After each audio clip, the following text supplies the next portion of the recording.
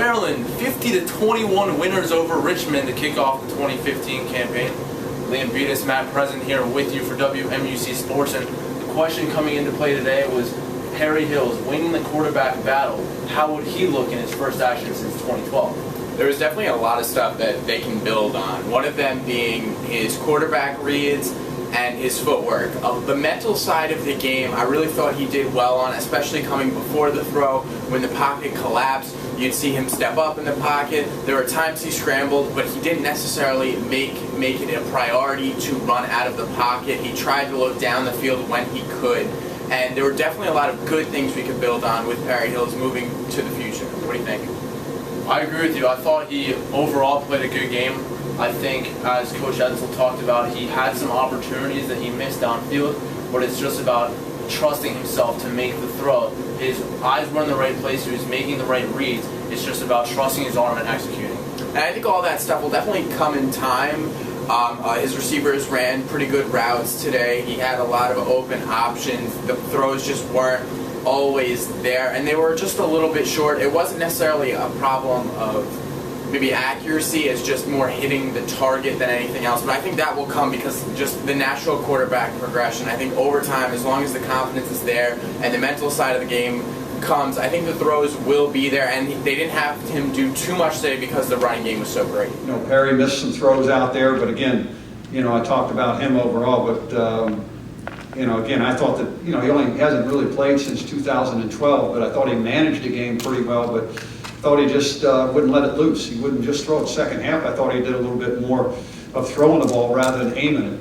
And, you know, he hit 8 different receivers in the second half, so I thought he was better there. He's just got to go out there and throw the ball and don't aim it. You know, he's got to hit those open guys, and he's got to be more decisive with his decisions. You know, I think there were some decisions that he wasn't decisive with, and that caused him to kind of pull the string a little bit. And that's what he's got to do. You can't go out there and worry about, am I perfect? You know, you got to go out there and just play. I think, you know, we had, the student section was great. We had over 12,000 students here today, which was really good, and we can keep them coming out and getting our guys, helping get the guys jacked up. That was good.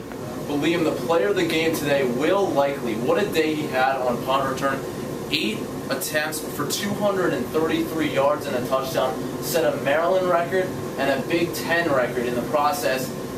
Just unbelievable performance by him today. I think one of the most impressive parts about his special teams play was, you know, he wasn't able to cleanly catch a lot of the balls that were kicked his way, but he still was patient. He still read the field beautifully. He had a lot of open space, and he made defenders miss all game long.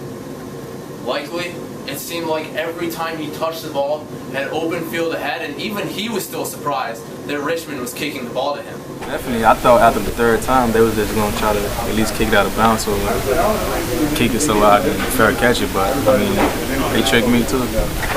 You know, I don't know if there's enough superlatives to use in regards to Will Likely. 233 yards punt return and set a Big Ten record, school record. Might have had a national record if we didn't have the penalty on the one. But he's a joy to be around. He's a joy to coach. Thought he ran out a little bit of gas there towards the end. But again, just to see those guys working hard, and he did a good job on kickoff return. So again, our guys know that we got a weapon back there, and they do their job. He's got a chance to score, and then that effort on getting the ball in the end zone. I mean, that just I just felt so good for him because of the effort that he gives, and he played well defensively. But where Maryland really dominated today was the running game. Maryland, 341 yards to Richmond's 56.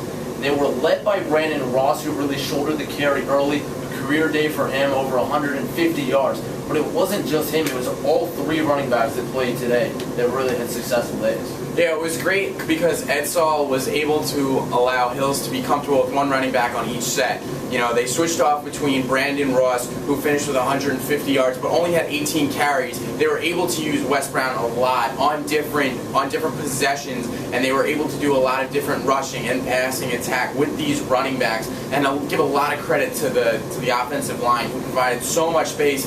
Neither of these guys are getting touched until 7-8 yards down the field. You know, I was pleased because, again, it wasn't like we had, you know, one guy, you know, doing it. we had 3 guys that were productive today running the ball. Brandon Ross, I told you that he had a pretty good preseason, and I thought he went out there and played well today. Got his career high in terms of 150 yards rushing. And the other, thought Wes ran the ball very hard today.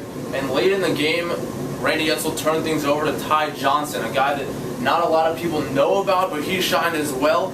83 yards for him, and Randy Edsall talked later about why a lot of people doubted him, but Maryland did not. Ty Johnson, yeah, man, I love being around that guy too. It's amazing for, a guy from Fort Hill. I mean, those guys out there, that football program that they have at Fort Hill, they just, it's unbelievable. And that kid just works, doesn't say anything, smart. He got great vision. You saw how he set those blocks up. I mean, I love that kid too. Love them all, but I'm glad to see him doing what he's doing. Some people question why we took him. Everybody, offense, defense, and special teams contributed to a really good win for us today. We talked to our team last night and told them, with the first game, the one thing that we need to do is make a good first impression. And I thought we came out and made a good first impression. There's things that we have to continue to get better at. And we will, but I thought there was a lot of really good things that took place, out there today by a lot of individuals. So once again, Liam, 50-21 your final here, Maryland over Richmond. A lot of bright spots to look at week 1 here in College Park. There's just so many good things to look at as a whole with Maryland top to bottom. Offensively, they spread the ball out to everyone and they dominated on the rushing attack. The offensive line did a great job of letting Hills have enough time. And defensively, the defensive line caused headaches for the rushing game, only allowed 56 yards on the rush attack. And Will Likely had a great game, and so did Sean Davis. There's so many great things to build on, including the special teams. This is a huge confidence boost now and moving next week to Bowling Green. Absolutely. Randy Edsall said when he started his post-game presser, a lot of bright spots in all 3 phases of the game. That was absolutely the case here today, and Keith Dzinski, the defensive coordinator, so far so good with that new 4-3 scheme. For Liam Beatus, I'm Matt Present. Tune in to WMUC Sports next Saturday at noon for the Bowling Green game. Your Terps, your station.